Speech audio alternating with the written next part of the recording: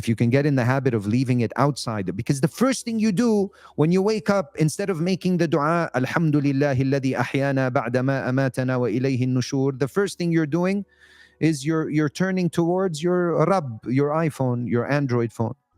First thing, let me check the messages. Anything new, right? You need that dopamine hit. Did I get any more likes on my Instagram page? Did anybody message me? Anything new happening in the world?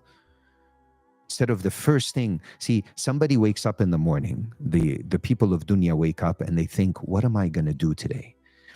Ahlullah, the people of Allah, when they wake up, they ask themselves, what is Allah going to do with me today? Look at the difference. One is completely consumed by dunya, and the other realizes that Allah is the one in control. He's managing all the affairs. So I wonder what Allah has planned for me today. You put a plan in place, but you don't rely on the plan. And the dalil and that you're relying on the plan is when things don't go as planned, which is often because Allah is teaching you. He's your Rabb fayurabbik. He's raising you and showing you. Ya akhi, and many people, like, they come to me and say, Brother Ousama, we made tawbah. I'm like, are you praying fajr? Like, no, I made tawbah. If you're not praying fajr, there's going to, like, continuous bad luck in your life is not going to be removed. Don't fool yourself. If you're not praying 5 times a day, dunya they'll always have problems, and you don't know. أنا مش عارف ألقاها من فين ولا من فين. I don't know where to get. I have problems from here, problems from here. You're not praying 5 times a day. It was taught to us by our Prophet ﷺ, those who pray 5 times a day, Allah guarantees them 5 things. The first thing, He makes their rizq easy.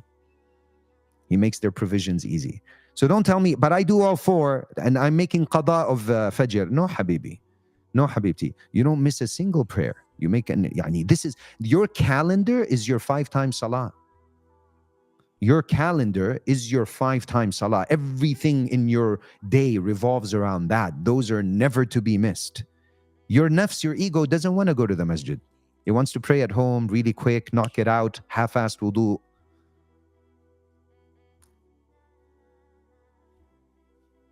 Is it true that the smell of perfume with oud chokes the jinn? I mean, if that's the case, I've killed all my jinn.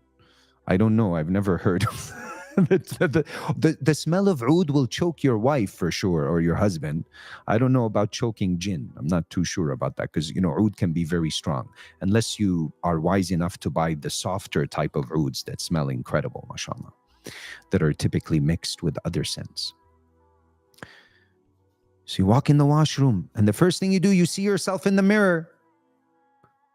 Now, it's a bit tricky. If you have a really big washroom and the toilet seat is shut and you don't consider it a total baytul khala, but if there's a mirror, you see yourself in a mirror before entering the washroom, that's preferable. What's the dua of looking at yourself? Oh, there's a dua for looking in the mirror. There's a dua for everything. What is the dua for looking in the mirror? Allahumma kama hassanta khalqi fahassin khuluqi وَحَرِّمْ وَجْهِي عَلَى النَّارِ. Oh Allah, like you beautified my outward form, beautify my inward form, my character, my akhlaq, and make my face haram on Jahannam, protect it from Jahannam. Look at such a beautiful dua. So you're constantly in remembrance of Allah. And you know what? If you enter into that washroom, I think it was in Fadail A'mal, it's right here. I was reading, like, a person entered the washroom and by mistake entered with their right foot instead of their left, but then realized. So then he steps back out with his right foot, like on the spot. He enters the wrong foot, and then and then he steps back out so he can enter with the correct foot, the left foot. He says, Allah saw that. Allah smiled at that and loved that act so much that He forgave all his sins. Just one sunnah of Rasulullah sallallahu alayhi wa sallam. Being in a constant state of dhikr. Utilize the washroom. You leave the washroom. What do?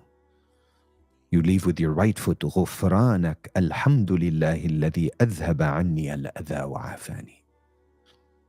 So many beautiful du'as. You're about to leave your house, you leave with your left foot. Bismillah, tawakkaltu ala Allah, wa la hawla wa la quwwata illa billah. Boom! Angels sent to protect you. Just from this dua. Allahu Akbar. اللهم إني أعوذ بك أن أضل أو أضل أو أزل أو أزل أو أظلم أو أظلم أو أجهل أو يجهل علي. Such a beautiful dua. Then you enter your car. سبحان الذي سخر لنا هذا وما كنا له مقرنين وإنا إلى ربنا لمنقلبون. Then you want to protect yourself because you're a race car driver, mashallah. The youngsters out there, from all accidents. So you say, وما قدر الله حق قدره والأرض جميعا قبضته يوم القيامة والسماوات مطويات بيمينه سبحانه وتعالى عما يشركون. And now you're worried about getting pulled over for tickets. So you recite, اللهم إنا نجعلك في نحورهم ونعوذ بك من شرورهم. اللهم إنا نجعلك في نحورهم ونعوذ بك من شرورهم 3 times. اللهم إنا نجعلك في نحورهم, the cops, ونعوذ بك من شرورهم. Read آية الكرسي وجعلنا من بين أيديهم سدا ومن خلفهم سدا فأغشيناهم فهم لا يبصرون. Now go ahead 300 kilometers per hour. No problem. I'm kidding, of course. I said, please drive, safely and responsibly. But these are great du'as to read. But now you're on your way to the masjid. So there's the beautiful dua of nur, because the masjid is nur, remember? بشر المشائين بالظلمات بالنور التام يوم القيامة. Give the glad tidings to those that walk in the darknesses with complete light on the day of judgment. What's the darknesses? Salatul Fajr and Salatul Isha. And you're going to the masjid at that time.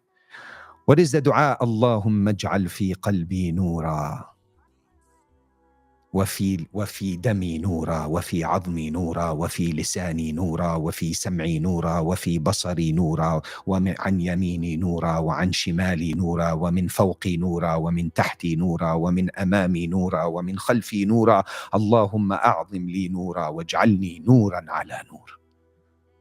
Just intense dua of light on your way to the house of Allah. Now, I always joke with my wife. I say, baby, I remember you every single day. She says, what do you mean? She says, every day I recite, Allahumma ij'al fi qalbi nura. My wife's name is Noura. Oh Allah, make in my heart Noura. Waj'al fi sam'i Noura, wa fi basari Noura, wa min yamini Noura, wa min shimali Noura, wa min amami, wa min fawqi Noura, wa min Yani she's surrounding me from all over the place. If your wife is named Noura, you're set. Okay? Then you arrive at the masjid, you enter with your what? Left or right? You enter with your right foot. Bismillah. And you recite the dua for entering into the masjid. Allahumma ighfir li dhunubi waftah li abwaba rahmatik. You enter the house of Allah. Leaving your phone, hopefully, in the car, picking up a proper mushaf to read from.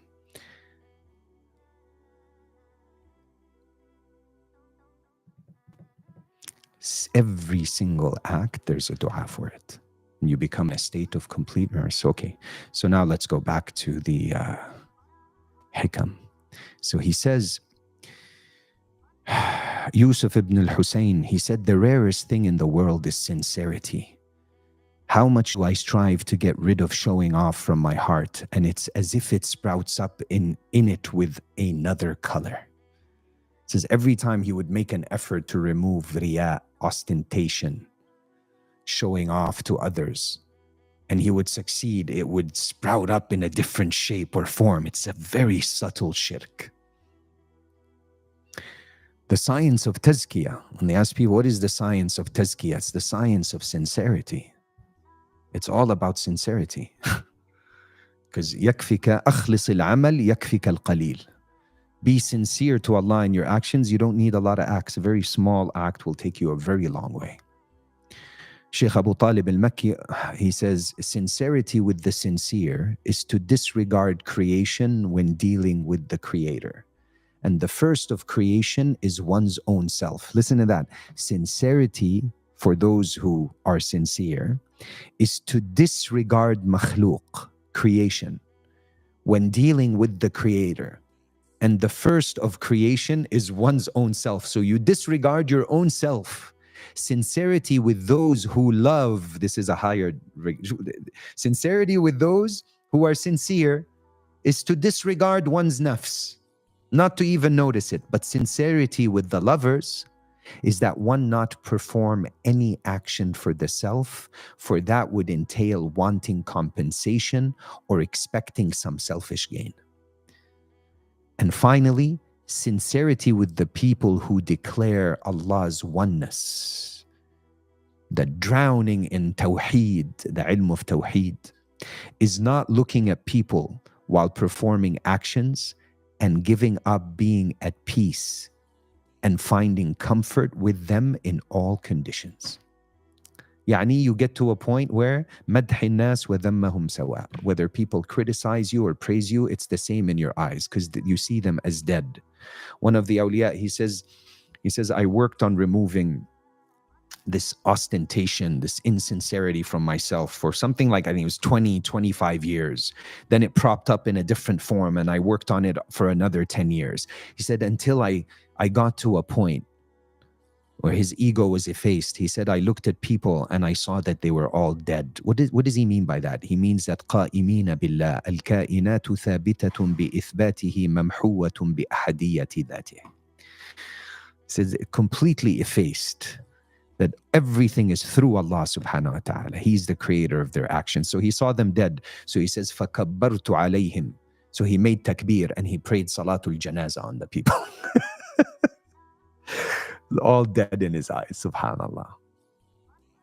Now, I'm not yet looking fully at the camera because this is not the final setup. Eventually, they're going to set it up. So I'm looking at the screen in such a way where, inshallah, I'll be able to make better eye contact. So bear with me on that, inshallah ta'ala. Allah, Allah, Allah. Finally, we say, when the servant makes himself obscure and sticks to humility and lowliness, he acquires a manner and disposition in which he does not feel pain in being low, nor relish being humble. Look at this. You don't feel like when people put you down, it doesn't faze you.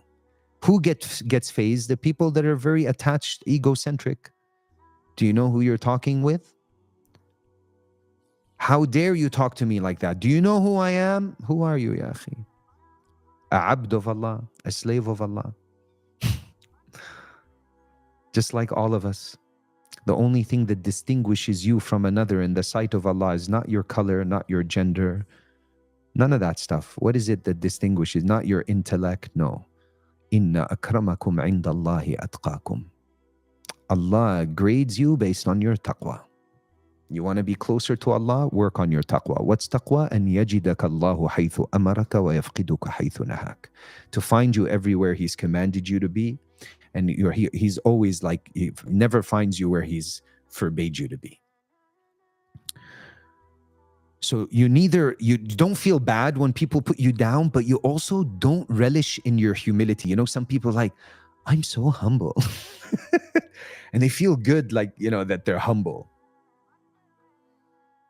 See how subtle and detailed and meticulous?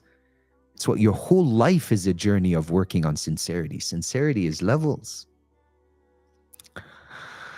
Allah.